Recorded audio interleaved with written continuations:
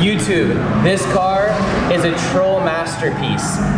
It is a Corvette, it's an RX7. Any way you look at this car, it breaks your brain a little bit. Because you could think like, it's a factory swapped V8 LS car that looks like an RX7 because the bumper and the body looks surprisingly like our RX7, but built by Americans, some could say better, so that the thing doesn't blow up and everything constantly. So it's like the dream RX-7 build. Or if you're an American, you're just like, that is the worst Corvette I've ever seen. What did you do to the bumper? But from a distance, this car always breaks our brains. Sly can slip in some footage. From like 200 yards, it looks like an NSX or something like that. Once you get closer, it looks like an FD RX-7. And then when you get a little bit closer, it looks like a Corvette with an FD RX-7 bumper on the front. And it's just really hilarious. I love this car. I'm not sure why, but this is probably my favorite Corvette at Drift Week, and I would not think that I would be saying that about a C5. It just has a bunch of personal style from the driver, looks hilarious on track and breaks the brain. I love it. Let's do this interview. Let's go. This is Levi out of Colorado. He hosts events, but more than all of that, he has a troll Corvette that looks like an RX-7 that has been swapped LS with the wrong body parts, but it's a Corvette. But from a distance, you're kind of close to it right now, so it's a little bit hard to tell. And it just looks like an RX-7 bumper on a Corvette. But from another like 15 feet away, it looks like some crazy weird NSX supercar like RX-7 thing. It's really visually like confusing. Come here, sit down. Let's do this.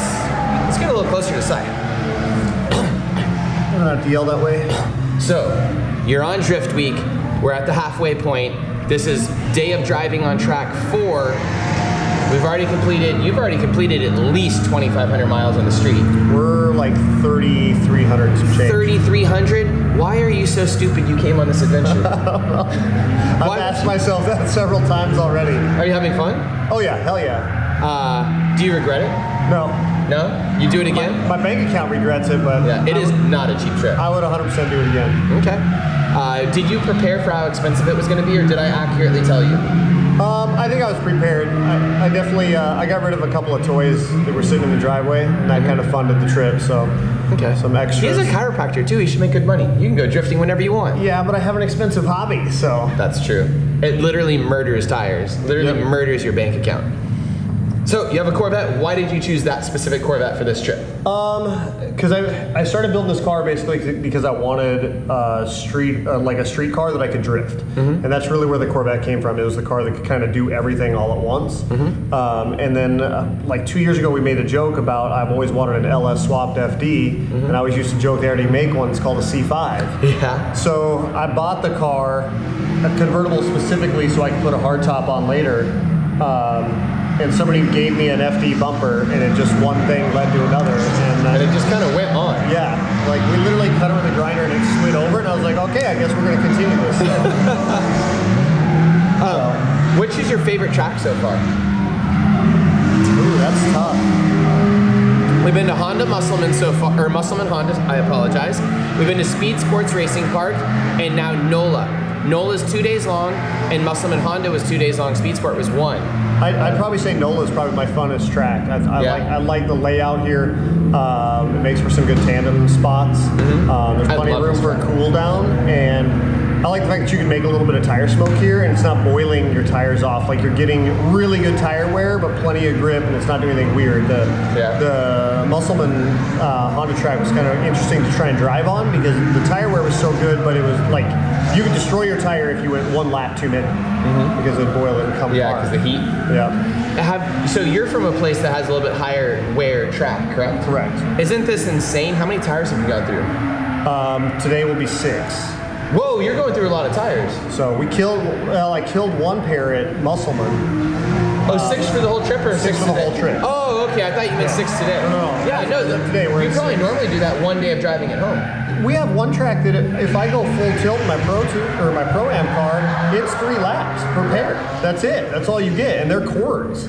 So I specifically designed this layout of the tracks and where we're going and everything around tire wear and around good tandem and stuff. So that worked. Do you like that? Oh yeah, it makes it sure. a lot cheaper too. If you're only on tire 6, I mean, like, right. And how many laps have you gotten? Oh my god, like hundreds? Yeah, at least. Hundreds. I mean, I'm getting like 60 plus laps per pair.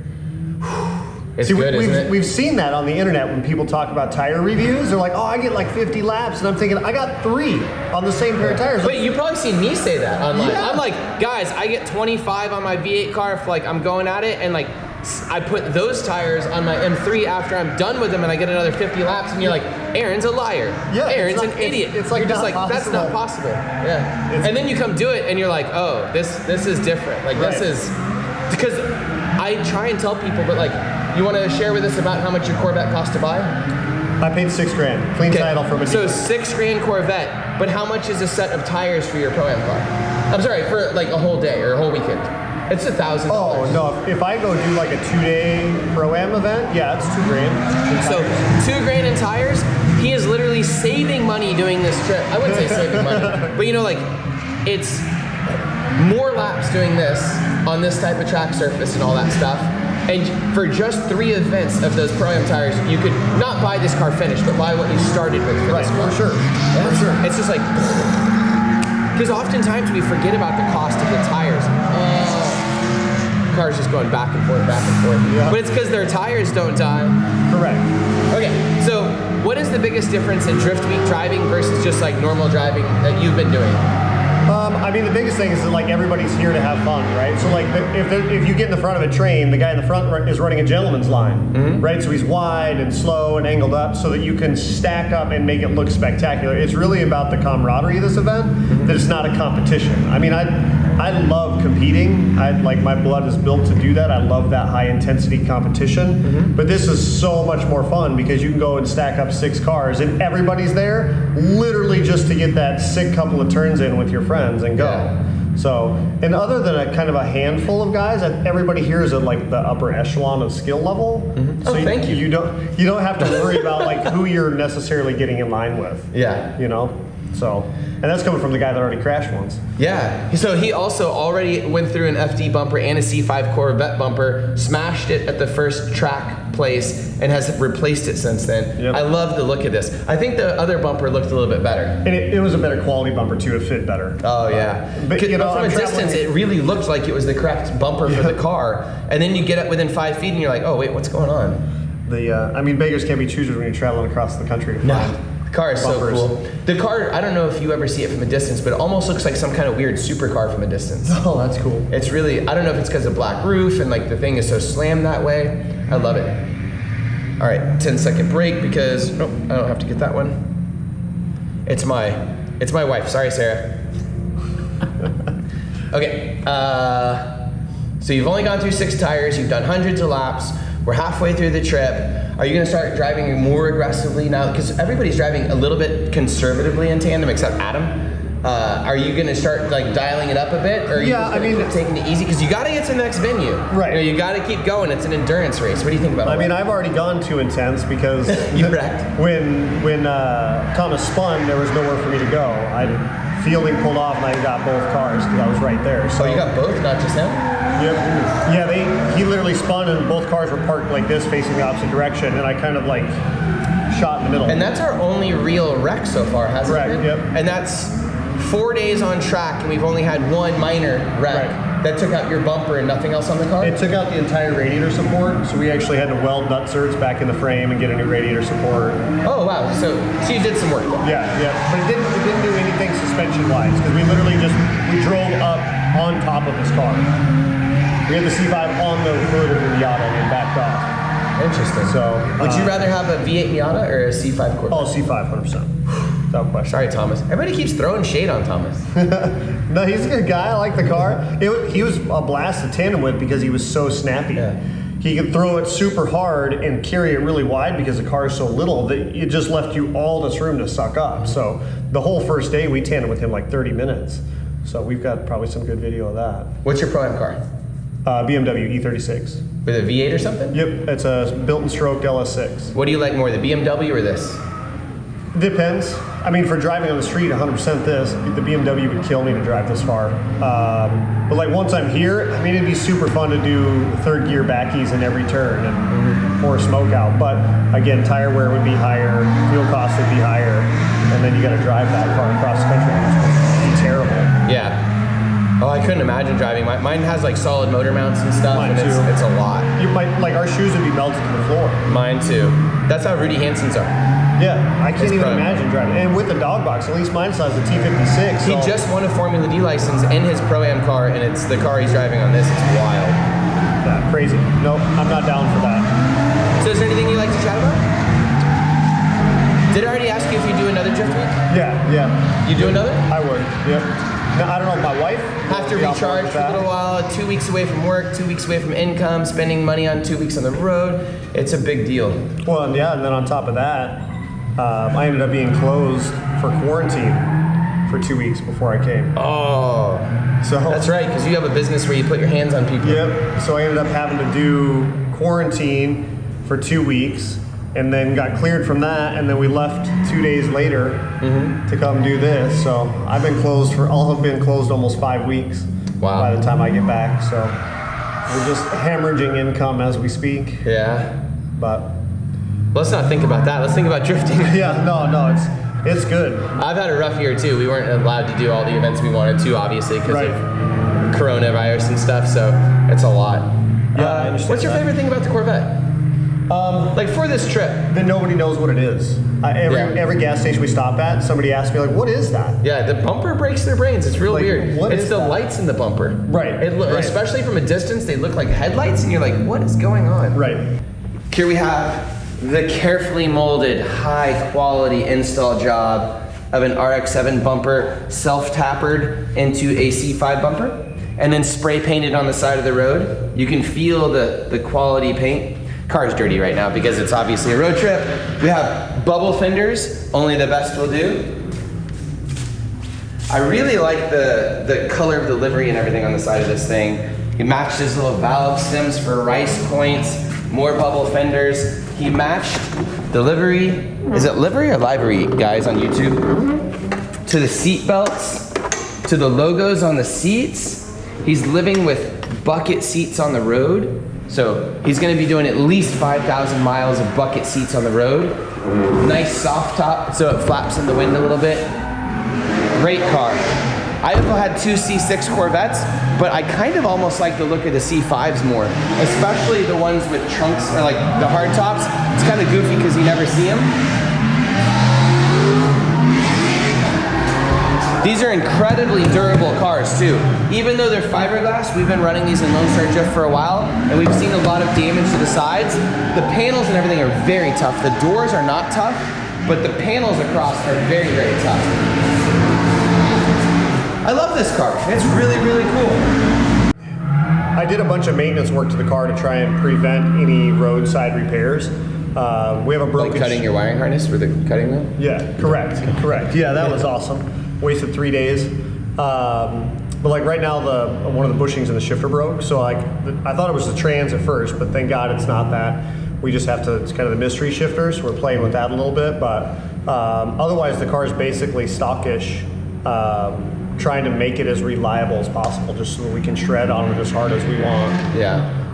I mean, earlier today we were talking about how many miles do you think this is putting on your car? I mean, not like the actual like 3,200 or whatever that we've driven, but like what the true mileage would be on this. And I mean, we're thinking like, man, it's gonna be like 50,000 miles. Yeah, but there's another thought too. A lot of these cars are getting better by the end of the trip. They're getting sorted out, everything that breaks on them. It's kind of like your first week at Ebisu. The first day you get to Ebisu in a new car, you get a car from someone, it's going to break. Like all the new cars at Ebisu are street cars that have bad diff bushing, all this stuff. And the jalopy ones like mine are the ones that are the good ones for track because everything has been sorted out. Right. So they've been on track a ton and everything that breaks has been taken care of. So the Ebisu cars, when they're new, they actually are more janky for drifting and everything gets fixed on them with quality parts, you know, this and that. Power Vehicles is excellent about that. And the cars just get better and better as you have them. And then eventually, you break an R154 and then you put a new one in kind of thing. And the cars get better. I'm curious, a lot of these cars might be better after Drift Week. They're more sorted for the road. You're like, no. I mean, Dan's car is 100% better, right? Yeah, has a new engine. Corey's car has a new engine and it's bigger. Yeah. So, I mean, there's a couple guys that have already upgraded stuff. So, I don't know if they're going to get that little AE86 with the K motor in it fixed or not. Oh, I heard that broke, yeah. But that would... My brain is just in the event hosting. I'm getting people on track, making sure everything works. I'm getting my interviews done. I don't even know who's broken anymore. Yeah, it's hard to keep up. I mean, it happens so frequently, and then they're back on the road. I mean, several people didn't even know that I got crashed. Yeah, because your car's back together so fast. Yeah, they didn't even know that happened, so I thought that was pretty funny that they didn't recognize it. Do you think your car's going to be worse or better after this trip? Or definitely more sorted? I don't know. Mechanically, I really haven't had to do anything. Yeah, that's that vet life. I did a lot of maintenance with new parts before I came, so hopefully it's the same when I go home. That's the goal. We have to charge our air conditioning every 3 days, but it is what it is. Do they have stop leak for air conditioners? I think they do. I think they do. I should get some. But that might gum up the system or do something bad. It's probably just a bad seal somewhere. Yeah. Bad little O-ring. Yeah, and everybody's been so helpful. I mean, everybody shares everything, is looking for who can get parts for who and what. I mean, we found so many parts in such a short time, and it's crazy. Like, you couldn't do that doing this by yourself. If you were to drive around the country by yourself, you'd just be stranded everywhere you went. I mean, that guy tore off lug nuts, and they were able to get them repaired. Yeah, I don't know where they got more studs. That was weird to me. But they got, Austin in the Mustang broke off a wheel last night and all the studs and stuff, and his caliper fell off.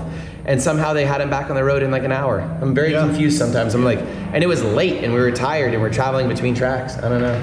I don't get it either. So what's the biggest difference between like the rest of the United States drifting and Colorado drifting? Because Colorado is a very unique place where you only have part of the year that you can really host events. Right. Yep. You do have a lot of mountains, so maybe there's a bunch of toge stuff somewhere that maybe someone does, but there are some people that do that. The problem with that in Colorado is that the penalty is so high. Not like legal penalty, but if you make a mistake, it costs you your whole car. Yeah. Because there's not really like, if you hit the uphill side, you might have just bent your subframe or something real hard. But if you go off the downhill side, I mean, that's your car. That's it. Or your life. Right. So it doesn't happen a ton. I think that the nice thing about Colorado is that we don't have to worry about rain and that type of stuff hardly ever. And if it does rain, it lasts 15 minutes and the track is dry again. And that your car is going to lose 30% of its horsepower when you go there because the altitude just destroys everybody. Every time we hold a bigger event, the out-of-state guys come, and the Pro 2 comes, or they spend the whole first day trying to figure out what's wrong with their car because it's down on power. Yeah. And we had some division in our community for a few years, like 5-6 years ago, that really hurt it. And now it's all back to one big group of people that are really there to just have fun and help each other out. So, how many active drifters with real drift cars would you say there are there? We consistently 20, 50, 100? We consistently get like 40-ish drivers per event. Our big events will have 80, 90 drivers come for a weekend. So I would say there's pretty good. Total, we've got 100-ish, 120 drivers. If you count, the guys that come one time or whatever. Are your drivers better than everybody else in the other regions around you, or worse, or what do you think? Better. We were talking about that before. So we've had several guys go from our series to Pro 2 just recently. And anytime we go to a Pro-Am type of event, 2 out of the 3 people on the podium are from Colorado. And again, I think that stems back to the horsepower thing. I think we learn to drive with less horsepower just because it doesn't matter what you do to your car, it still has less horsepower. So when we go anywhere else, it feels like a rocket ship. Interesting. So it's like the same reliability in the same car, you just have 30% more horsepower all of a sudden. It's like the Olympic Training Center for cars up there. Correct. Which they do have in Colorado. They do have that huge, and that's where we drift. Because it has less oxygen up there. So, interesting. And we have one pretty good facility there too. It's not near as nice as NOLA is, but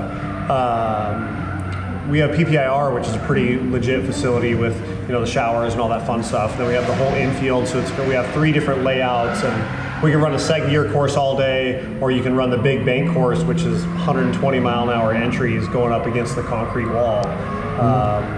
So that I think that track is pretty unique. And then we have several tracks where we can run a big bank, which for me that seemed normal, but when everybody started traveling there and then when I started traveling, we don't get to run banks anywhere else that I've been to. So drifting the bank is definitely interesting. And high commitment. 100%. You can ride off. I don't run banks in Lone Star Drift, even though we can, specifically because if I ride off 3 cars an event, I've hosted, 250 plus events. I'm gonna have ridden off, hundreds of cars, and there won't be anybody left. Yep. So I try not to be, like, we do damage to cars in Lone Star Drift, but it's very rare someone wipes a car out completely, unless they just are sad that the chassis is dented and gets rid of it. But I mean, we have chassis that are hammered, like Fielding's car, and they come back year after year after year, and there's no way he would still have that car if we ran circle tracks. Oh, no, it's too hard. Like, circle tracks demolish cars. And we have, the end of the year, we run, September, October, we run an event called Rectoberfest.